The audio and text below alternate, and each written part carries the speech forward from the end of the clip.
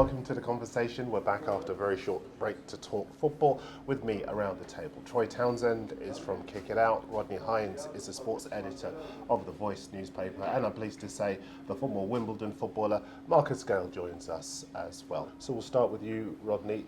Tell us why he has such a superstar status beyond basketball.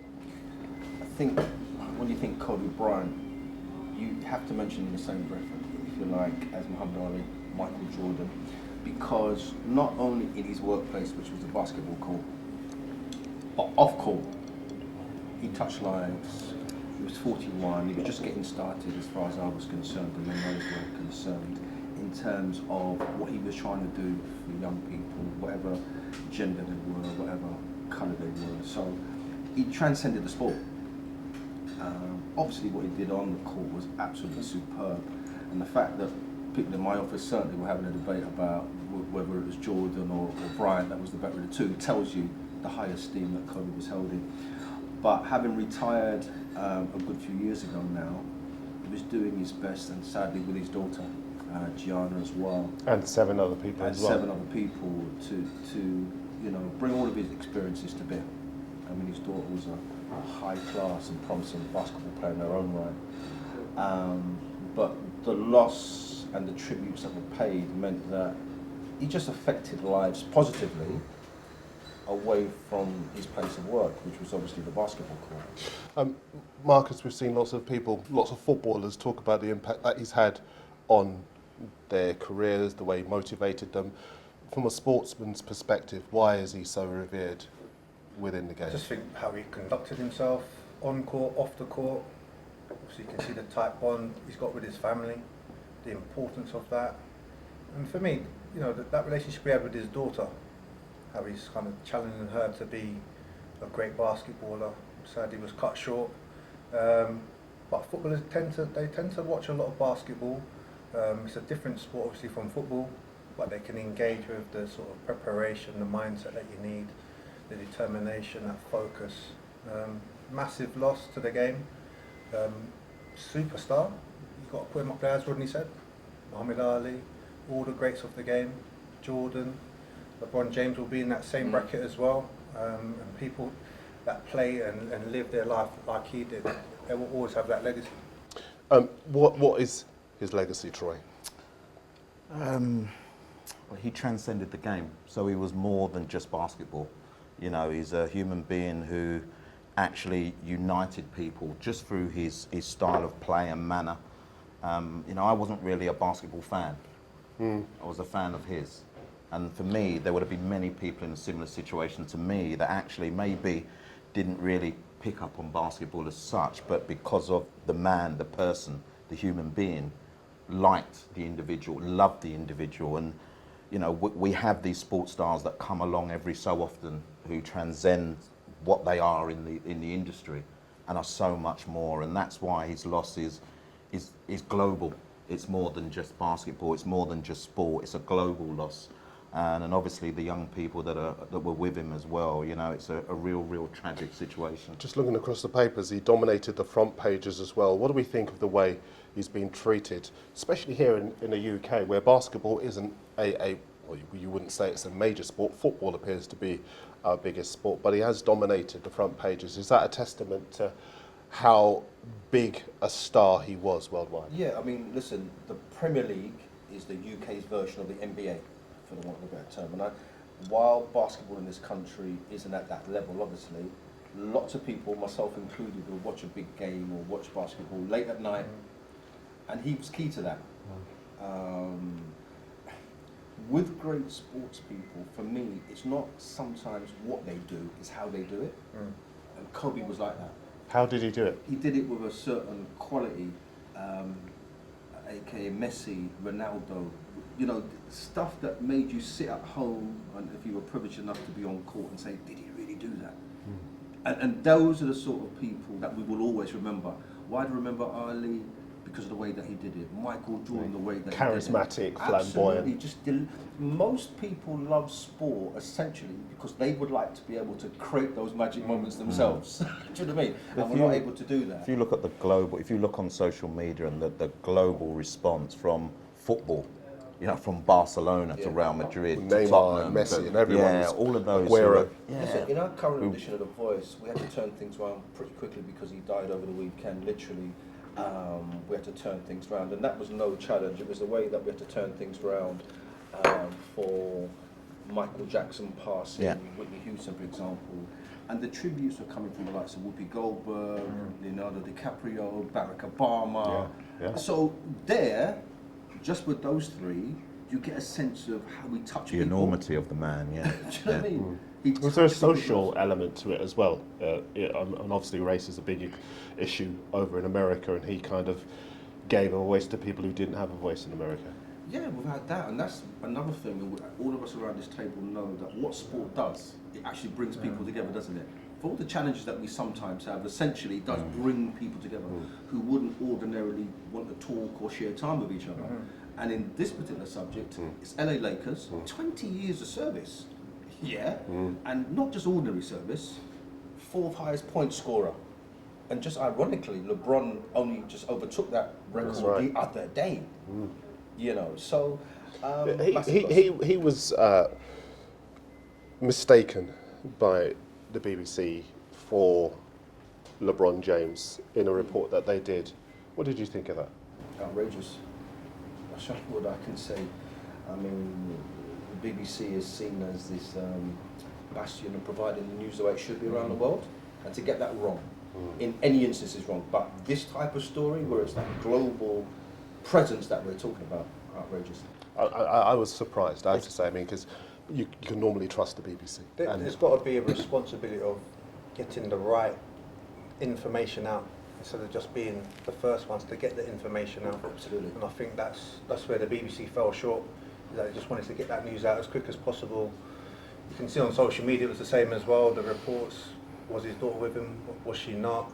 And you just think, you know what? Get the story right, get the truth out first, which is spot on, and then let that catch fire. Were you surprised by that? No. Why?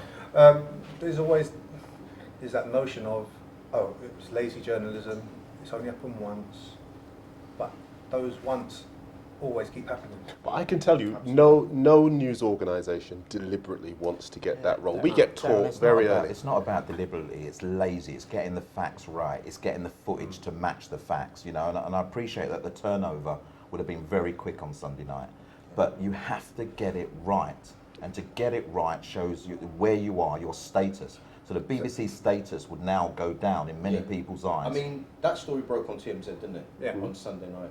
And I saw it and I thought, you know, what I've got to do, as you would with anybody, but even more so with this global icon that we're talking about, I can't replicate that information just based on that. So I then, other sources, I had to try. And I checked 2 or 3 others, and then I was able to do my own business. So it is checking. The world we live in, we all understand that news now is click of the finger stuff, but you still got to try and get your facts right. But that sounds like an honest mistake to me. I mean, I saw it, and okay, The everyone damage is and harm saying. that it does, though, Darren, is the issue for me. What You is the can't damage? undo it either now. It's out there. The mistake. The damage is to, and listen, it's an English press, but it's to immediate family. The damage is to all the people that are actually, you know, unbelievably taken aback by the incident that's happened, you know, want to get the news as it comes out, want to identify with this person who tragically has been taken away from us, and you're identifying him against another black, let's put it straight, another black basketball superstar. You know, we've seen many times that images have been put in newspapers or flagged up on social media where they're calling one name and it's the image of someone else. You know, Lukaku, Stormzy, you know, Wan-Bissaka when he was at Crystal Palace used to be every other black player but Wan-Bissaka. You know, and we can't continue to have this happening and while still supporting these outlets. Someone has to be held accountable. If we do something wrong in our industry, in our jobs, we will be held accountable for that, whether that's through whatever punishment that is or finally losing our jobs. You know, we're not asking for people to be losing their jobs, but we're asking for people to do the job correctly, particularly at a poignant moment that was. Why does it matter? It does matter. Why? Truth and information matters because it has such a detrimental effect. But not truth and information. That's a Yeah. given. Why does this issue that Troy is raising matter? This is an iconic figure, but you shouldn't have to be an iconic figure to get the truth about you right. Yeah. But it makes it even worse that he is an iconic figure. If that happened here to, I don't know, say if it was Gaza, for instance, they would not get his picture wrong because the whole world knows it's Gaza. The whole British press would know it's Gaza. This is an iconic human being that we've lost. That's gonna, it's gonna take some time for people to get over this because it was so quick and shocking. It's going to affect people for a long time. Rodney? Yeah, got to agree with that. I think in the pursuit of social media and online, the facts sometimes get buried under speed, and speed means things can go wrong. Mm-hmm. So it was an innocent mistake. I have no reason to disagree with that. But you still got to get your facts right. I agree. Rodney, have you ever used the wrong picture in all your time? How many years have you been at The Voice now? This will be my 20th year this year. 20 years We're at The having a Voice. celebration later on. Yeah, we'll celebrate later. No, 20 years at The Voice. Have you ever Within my seen the department? paper On sport? use the wrong picture? I'm sure. Of- Yeah, it has happened. Yeah. So it is entirely likely that it could be an honest mistake. No doubt. Honest mistake. Yeah. So you sympathise? I do sometimes. Yeah. Arsenal, 2-0 winners at Bournemouth to set up a fifth round tie at Portsmouth. Jordan Jarrett Bryan was there. Here's his video response. 2-1 win against Bournemouth in the FA Cup. Good result, good to go through. I thought it was a brilliant performance. I think under Arteta, I'm seeing progression in terms of the energy in the side. I thought there were some brilliant patterns of play offensively in the first half in particular. We get some players back. I think Arsenal can really kick on. I do think in terms of the league, the top four is gone. But I think there's more important things to look out for regarding Mikel Arteta and Arsenal, i.e., who does he want to take into next season and who needs to go? And I'm hoping that he's using this next 4 months to work that out and implement his style of play and almost treat this now as a pre-season before the pre-season. But good win for the Arsenal. I'm seeing slight improvements, but a lot of work still to do. Thanks, Jordan. So he thinks that Arsenal going in the right direction. First question, Marcus. With the FA Cup, you know all about that competition from your time at Wimbledon. Will it make up for Arsenal's disappointing first half of the season if they were to win it? I would say so. They're a long way from the Champions League. In that transitional period with the managers, so the FA Cup run would, wipe away some of the errors of the early part of this season. But they're on a long journey. This ain't just this season. It's been going on for a few years. Where they need to find their identity. They need to recruit differently as well, because they're just recruiting for recruitment's sake, I feel, and just getting players in instead of getting the right sort of players in to fit their model and how they want to achieve it. So you were part of a Wimbledon side that was renowned for being able to roll their sleeves up and fight. And when I look at Arsenal now, I do see a side prepared to fight under Arteta. Do you see that as well? They look more willing to do that than they were under Emery. They've got someone that's, obviously come from the Man City coaching under Pep, a different philosophy that he's brought in there, closing down, that intensity. The fight back against Chelsea last week was testament to that as well. I don't think that would have happened a few months ago. I think they would have just been rolled over and it would have been good night for them, but they showed. Who would you prefer to have played against? Emery's Arsenal or Arteta's Arsenal? Arteta's Arsenal, I think. Why? Played against or for? Against. When he played for Wimbledon. You can answer questions if you want. I was going to say, because in his response, he kind of said Arteta's Arsenal. I'm thinking, wow, okay, he wants to get passed off the pitch then. So Emery's team, that seems quite fragile. But they're still the same players there. We talk a lot about identity, don't we? And me and Rodney were speaking about this just before we came on air. And this Arsenal side looks like they're being coached. This Arsenal side now is creating its new identity, which is very similar to the days of Wenger. Very too soon to judge that yet, but you looked at a young side who were willing, people say could go through brick walls, I'm not quite sure I like that phrase, but that were willing to go beyond, above and beyond, that were appreciative of the task that they were being set, that took on board that this team now has the opportunity to create this new identity that has been missing for so long, you know, in that area of North London. And you know, as hard as it is for me to say it, you could pick out 4 or 5 players there and think that's the future. That's where Arsenal need to go, you know. And in that, Martinelli, if I'm nicking your words here, Rod, they've got to start. I'm not going to nick it. Yeah, they've got them. They've got to start. Listen, I mean, as Marcus said, Arsenal in the situation that they're in, I think they're on about 6-7 points clear of the relegation scrap potentially in the Premier League. Right? Southampton above them. Yeah, absolutely. The likes of Newcastle, Sheffield United are higher than them. But Arsenal have suffered from years of neglect in terms of that squad and the quality. Myself and Troy, before we came on air as such, we did talk about the young players that are there. I think it's belief as well. I mean, obviously they were being coached under Emery, but the belief levels were different. Marcus will know much more so than I, you know, when you have a coach that you believe in or you don't, how you perform. And for Arteta to come in and, what, a month? You've seen it.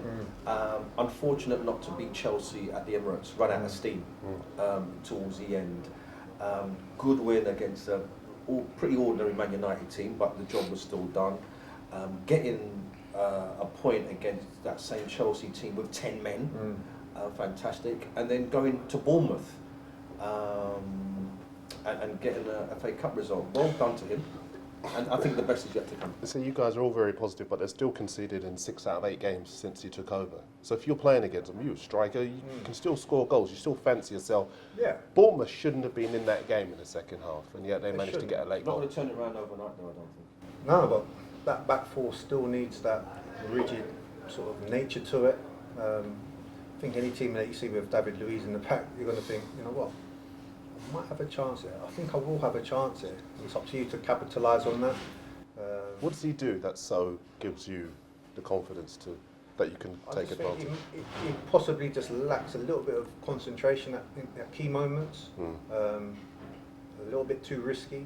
But I think you need risk and reward at the same time. Yeah. But as a centre half, you don't want your centre half risking anything in possession and stuff like that. So I think he just gives the opposition a little chance to maybe nick it off. But one thing is, you talk about your young players, and we talk about our young players, and we say we want them to have discipline. Do you know what I mean? Yeah. You're looking at a senior player that doesn't have that discipline. So you're talking to the young players demanding discipline as an element of what they need to bring to their, you know, to be able to play for a team like that. And you've got a senior player that doesn't have that. But that's And yet decision making. and yet you talk about that senior player, and I understand he's in a different team. He's got more medals individually than the rest of that squad put together. So there's something good there. Yeah, but then the reliance comes on him to do the right thing and to show people around him, to galvanise. The best centre-halves are the ones that may not play the game in the manner that some want them to, but galvanise the person next to them. You look at the partnerships, centre-half partnerships, it's a two-way process, but there's one dominant person in that centre-half partnership you actually align to and go, do you know what, I know what my skills are. I'm not quite sure we've got that in David Luiz. And it's hard to be very critical of a professional footballer for their trade, but actually, you know, he's let them down. The mistakes have been varied. Yeah. Rodney, what's most likely for Arsenal? FA Cup, top 4, or the Europa League? It's going to be one of the cups. Europa League is doable. Got to a final last year under the same said Emery. And flopped in that final against Chelsea. And obviously the club has a great FA Cup tradition. You know, towards the end of the Wenger years, when, you know, it was pretty ordinary. They won, I think, 3 cups in 5 seasons. So, and Arteta, I think, lifted that trophy as an Arsenal captain on one time. So Quickly, top 4, Europa League, or the FA Cup? FA Cup for me. I don't see the cups. Really? Unless the opposition, so the big clubs, field the weakened teams that they have. But if they come up against a Manchester City or a Liverpool and those teams want to win the game, they win the game against Arsenal. Okay. The Liverpool manager Jurgen Klopp has said that neither he nor his first team squad will be present for their replay in the FA Cup against Shrewsbury. It takes place next Tuesday, February the 4th, during the second week of the Premier League winter break. Is he right not to attend that game? I think I can understand if his team are not there and he plays a second string. For the manager to not be there, I don't think it's right. There are lots of managers who don't take charge of Carabao Cup games. What's the difference? They should be there. They should be there. You think they should be there? You're a manager of a football first club. team, you should be there. And you know what really winds me up with this particular subject? That you're there at the World Club Championship. your World Club Championship final. Yeah, all very glamorous, brings in loads of money and attention for the club. Will sell lots of shirts because they actually won it. You've got to pay respect to this scenario. I mean, listen, player welfare is important, hence you can then play your second string, and it's a very good second string, by the way. But for the manager not to be there, not for me. I'll come to you in a second, Troy, but why does it matter? It matters for the opposition manager as well. No, I'm saying as a former player. Why does it matter to an aspiring player, a young player, to see the manager on the touchline? Just explain to us. It's important because you want to always test yourself against the best. You want to be surrounded by the best. If you're going up against Liverpool and Jurgen Klopp's the manager, you want to see him on that touchline. You want to have a little interaction with him. All these little things matter to that young, aspiring pro growing up. Just the little bits of connections, they make a massive difference. It could be a little thumbs up or an unlucky, or a little pat on the back as you pass them in the dugout or whatever. So they are small things, but they do matter a big deal. Do you kind of get the impression if a young player doesn't see the senior coach, the senior manager, head coach on the touchline, then he might think maybe he doesn't care as much? Well, they know there's going to be other things going on. You know, with Liverpool, they're chasing on all fronts. But is that a valid excuse not for the manager not to be there? I don't think there should be an excuse. I think you just have to be there. It's a tough one. I can understand where Klopp's coming from at times, but when you're at the top, you have to play a lot of games. See, Troy, I actually have sympathy for Klopp. If you have a Premier League winter break, and I mentioned this the second week, of course it's the first week, so apologies for that, of the winter break. If you have a winter break, why are you scheduling FA Cup replays for that break? Because a winter break should be a break. He has the right to be able to go away and recharge his batteries like everybody else. This is the Premier League. This is, you know, we introduce VAR, we introduce it our way. Yeah? We introduce a winter break, we introduce it our way, which actually means you don't get a break. You know, and this is the problem where the game is not joined up. I'm kind of with you, Darren. If you're deserving a break, you're deserving of a break. You speak about welfare of players. Well, what about welfare of managers as well? So actually, if you are in a period of time where, I don't know what the FA and the Premier League are doing, if you want me to be totally honest. Because if you are in a period of time when you kind of said, take your time, you know, maybe you can't go away. We're not allowed to have these glamorous friendlies because that's not a break. But we are allowed to take our time a little bit, down tools a bit. Actually, 2-week period, how can they down tools? Because they need to get ready for when they come back anyway. So to step away for a little while and to have a little bit of that headspace to go again for the final stretch is what I believe the winter break was brought in for. And that break is not just for players, but it's for management and staff as well. See, I was at Southampton Spurs, and afterwards the Southampton defender Jack Stevens was saying, what is the point of having it around about this time if you're going to have games? Jose Mourinho was saying a similar thing as well. And for me, it just doesn't seem fair or logical that you would have, I mean, I think there's something like 5 or 6 FA Cup replays next Tuesday night. Now, not all of them, of course, include Premier League players, but you bring in this top-level break so that everyone can have a rest. And now there's no join-up thinking, and there'll be some players at a disadvantage. That the Premier League and the FA need to have. Well, from what I understand, that the clubs and whoever would attend those meetings knew that the replays would be in during that period. But ultimately, how is it explained? You know, if you're going to say 2 clear weeks, it needs to be 2 clear weeks. And as I was doing my kind of mathematics at the start of the season, it was never going to be 2 clear weeks. So why have we introduced it? There's no point introducing something that actually doesn't benefit the people it's supposed to benefit. Marcus, that's where we are at the moment. I was going to say about the angle of the League One, League Two players that are playing in this competition. It's going to be their dream to get a top flight club. Why should they be denied that opportunity to go against the best? Because the FA Cup is about fairy tales, it's about dreams coming true, and you can, you know, you live off the back of that in some cases. You're right, it's changed though, sorry Dan, it's changed, isn't it? Because it's not a fit for purpose competition anymore. No. Because you can only have VAR at Premier League grounds. So VAR that could have got you through in the away ground if you're, you know, or at home stadium if you're Championship and down, will now, or not actually, will now get introduced. You now have replays up until a certain period of time, but don't have replays after. So the competition is now all over the place. If you set rules for the whole competition. You don't then bend it and equate, and many will say, well, they're bending it to benefit the Premier League clubs who are now moaning that they're having to play replays during that period of time. So we actually love creating more controversy than the controversy that we had in the first place. Would you rather the smaller seeded club get to choose whether they play home or away? I haven't really given that too much thought, but there's a benefit for them to obviously play away. The financial side of it, I think they get, 50% of the gate receipt. And a lot of the time, I think the big clubs give them the 100% of it. Say, look, that's going to help you over the next year or so, which will be a great gesture. So, yeah. Okay, just a couple more subjects to get through here on the conversation. Manchester City's official supporters club, they've launched a strong defence of their loyalty after Pep Guardiola criticised his own fans in the wake of Sunday's FA Cup win over Fulham.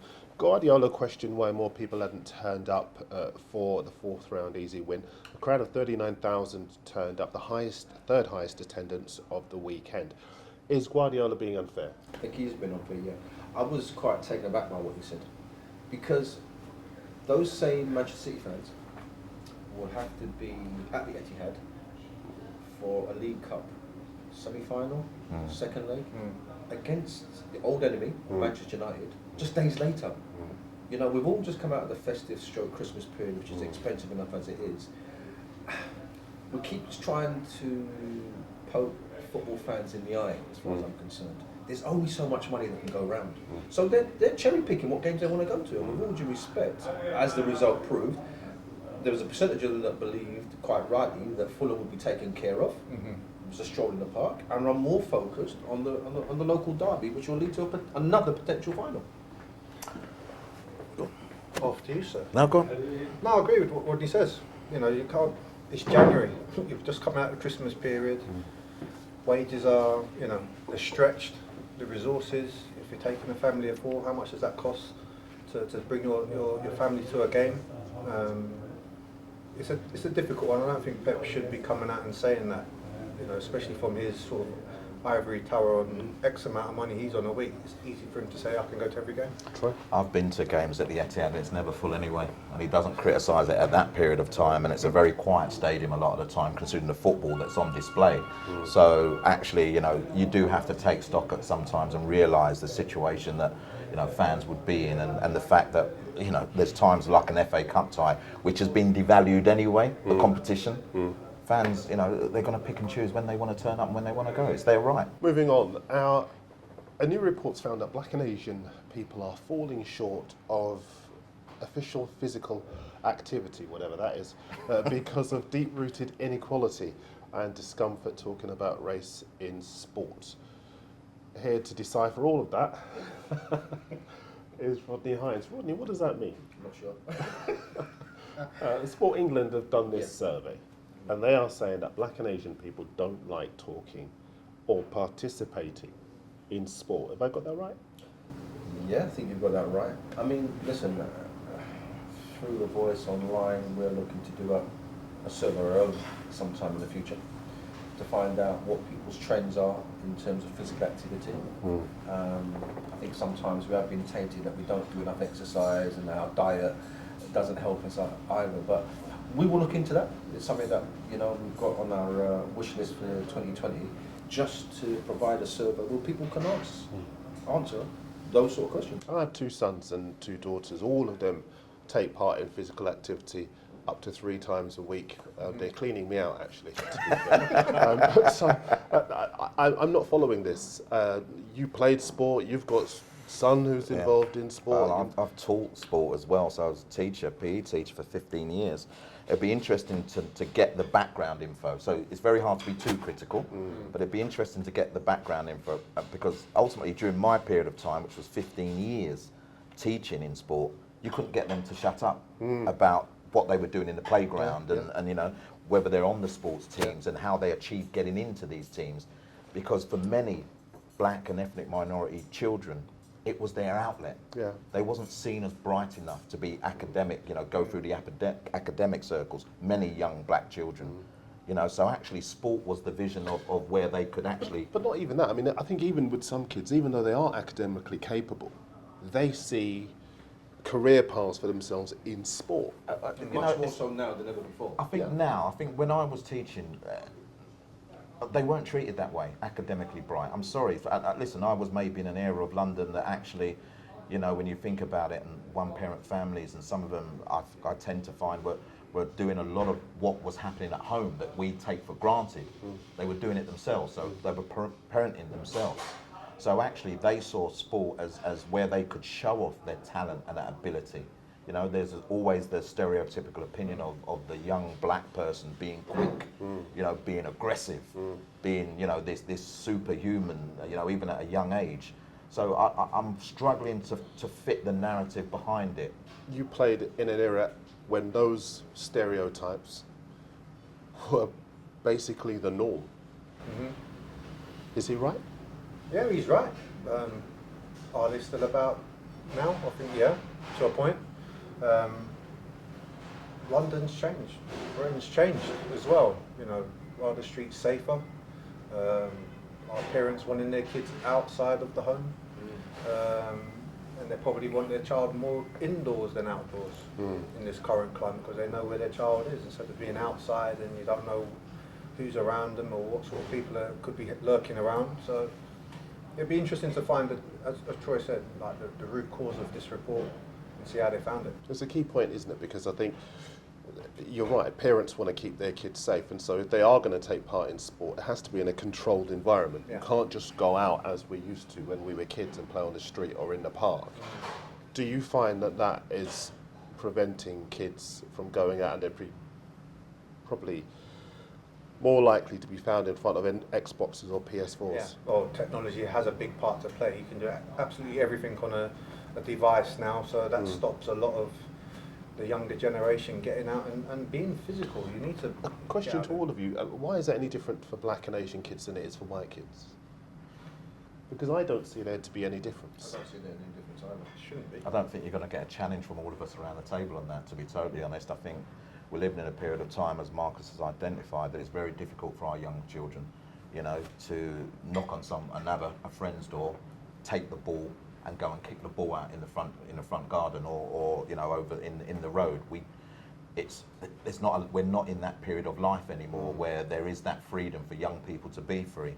Hence why they are kept inside a lot more. Hence why you provide them with the tools to enjoy interaction via, you know, the platforms that there are available. You know, but there are a number of increasing opportunities through those people that provide sports provision after school or sports clubs and stuff like that. But as you've quite rightly said, there's a financial implication to all of that as well. And if you have more than one sibling, you know, it could be quite expensive. So I think the government needs to fund a lot more in terms of that provision to make it easier parenting that, and also a safer environment. You know, when they took away youth clubs, I don't think they really realised what they were what they were doing. But the impact of no more youth clubs is systematic to what's going on today. Yes, we don't provide young people with opportunity. There's a kind of renegade against what the system is, and then you go out and do your own thing, and unfortunately it's leading to more trouble for There's our a young hypocrisy, people. isn't there, where Yeah. with the good accounts from the government, they take away playing fields and all the areas where kids can play, and then they launch these drives to get kids playing again. Hang on a minute, you stopped us in the first place. Listen, the Xbox mentality is great, but that denies them other skills, getting out and expressing themselves to the wider world. But physical activity is important, hence I say we will do a survey via Voice online to find out what the trends are, not just for young people but for older generation as well. Not everybody needs to take up physical activity to be a sporting superstar. It's that recreational, healthy, well-being scenario that we've got to look at as well. So let's find out what the trends are, and then let's address those results and see how we can encourage people to maybe go power walking or join at a gym, etc., etc. Now this time of the year, people are still getting rid of that Christmas festive. You're hangover. not. No, I don't need to. But I run and I enjoy it. Yeah. You know, much more so for the headspace than maybe the physical. I was going to say, like the mental health The side mental of it health as side well, of things when is you're important. physical, that really does help clear your mind and Yeah. refocus it, and it de-stresses you as well. So Absolutely right. I would be worried about that generation of young people not going out physically, doing something. I'd worry about their mental state just by being at home and isolated at home on a gadget, because you're not interacting with another human being. We're supposed to be interacting with each other at all times.